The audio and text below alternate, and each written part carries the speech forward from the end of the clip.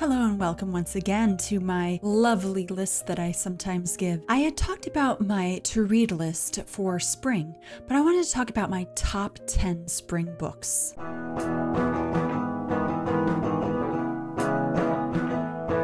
These are books that I've loved for a long time, or maybe there are some that I just started to love, or it's just recommendations of books that I enjoyed a lot that maybe you will enjoy if you gave them a try too. Let's do a countdown. Number 10, The Wind in the Willows. Now this book, I know a lot of people bring this up, and with good reason. I've heard some people not like it and some people love it.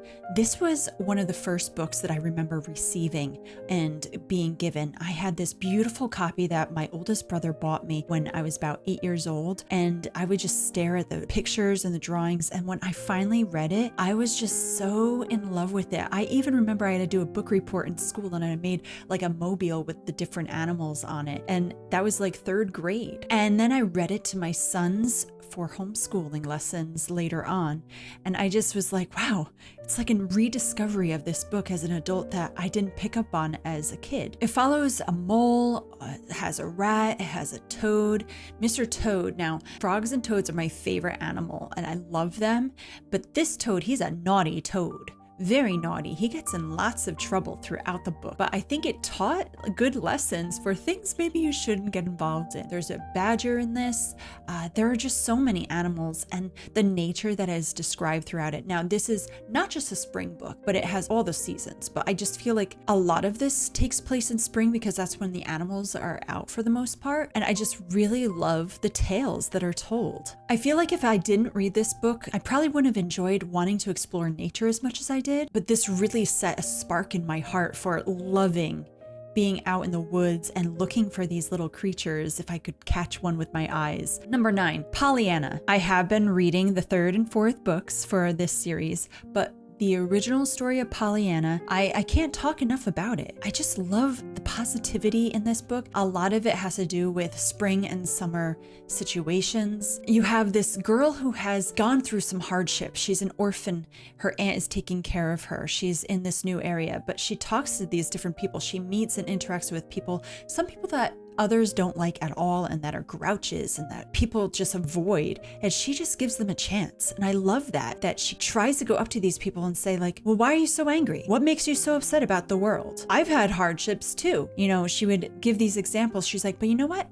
I played a game with my dad and it was called the Glad Game. And through that, I've learned to be glad for things that happen in my life, even just the little moments. And as a child, that helped me be so positive when I had hardships where I just thought about being glad. And I still do as an adult. I feel like when things are a little rough, I go, well, what can I be glad about? And then it makes my day so much better. So this book is wonderful. 8 Cousins. This is a book that I recently brought up too. 8 Cousins talks about another orphan girl who's raised by her aunts and uncles. She calls this Aunt Hill because she lives with like all these aunts. She has loads of cousins, mainly guy cousins. She has a couple other friends. What I thought was interesting, so all of the boy cousins that she has, they're allowed to go out on adventures and she's kind of like stuck inside. And I related to that because growing up, my brothers were allowed to go like everywhere, but I was stuck inside and it was very lonely. Reading this as an adult, I could like relate to it in different ways. But she has this uncle named Alec and he wants her to learn and he encourages her to try to do so. And he says, you know, seek adventure. And he even tries to get her to experience going to these different lands by just learning about them. So I feel like I could go back in time and live as Rose, who is the main character in this. I wanted to read this as a child because I had, from those like book fairs that they used to have, I had like Little Men and I had 8 Cousins, but I didn't read them when I was young. And now I wish I had, because I think I would have really gotten to have a love for books and not just owning books that I hoped to have read one day, but thankfully I did. It's funny how number 8 was 8 Cousins. Now, number 6 and number 7 are going to be hand in hand with each other. They're kind of like a sequel to one another. So I feel like you can read these as standalone books, but they do have the characters that kind of briefly show up in each other's books. So let's start with the first book, Freckles. He is a young man. He has only one hand and he's trying to find work. He's really looked down upon.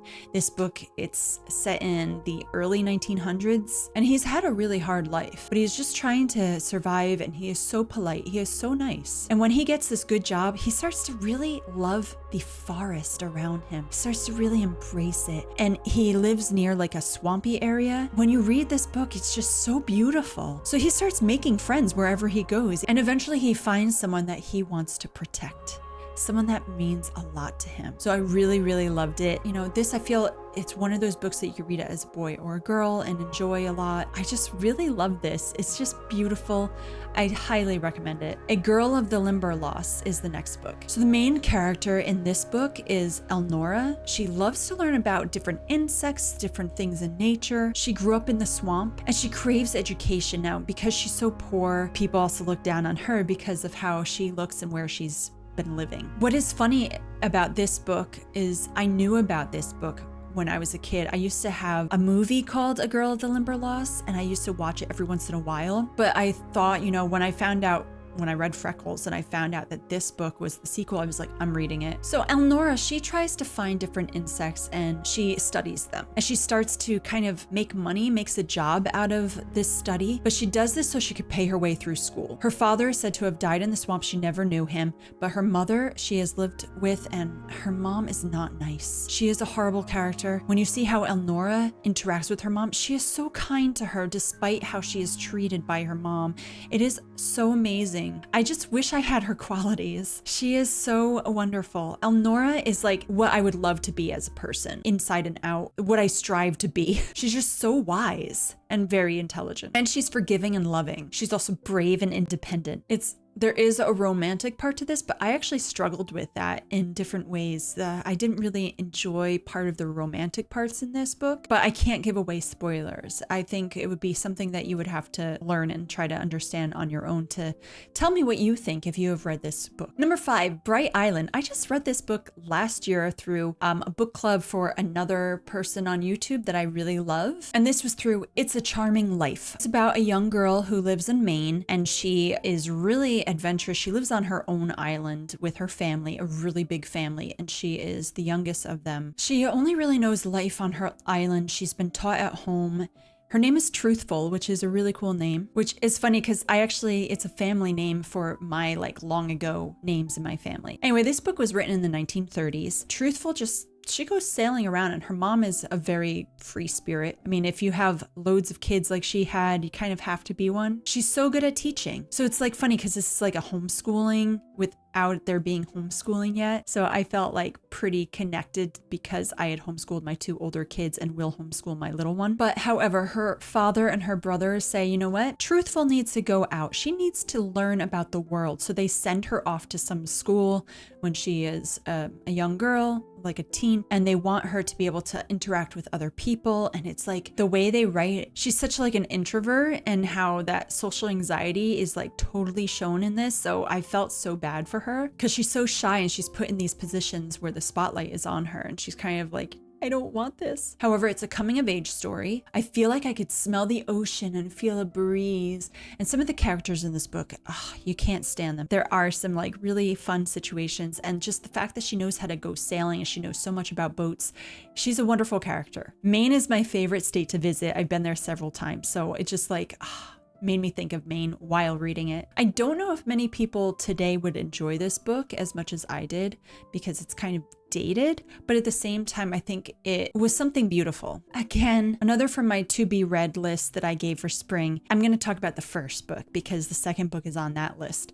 But this is A Sprinkling of Murder, which is a fairy garden mystery book 1. So this is about a woman named Courtney. She makes fairy houses in her shop.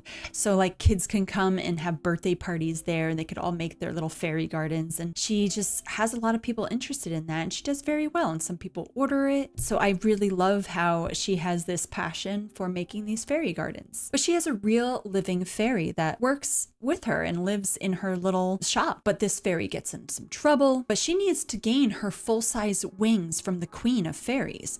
So she has to do her best to try to help out, even though she is a little stubborn fairy. But then a dead body shows up in the shop. Not fun. Courtney becomes the main suspect. She does some sleuthing. She goes with her little fairy trying to find out who killed this person in her shop. There's a lot of brainstorming that goes on, and new information keeps coming up, which actually is really great because it starts to change your mind about, wait, who is the killer then? It's an interesting concept of a story. This is why I want to read the next books. But yeah, this was adorable, even though it's about murder. It's a sweet but sad story, depending on how you look on it. But overall, it's a cute story. Number 3, Sweet Bean Paste. Oh my word.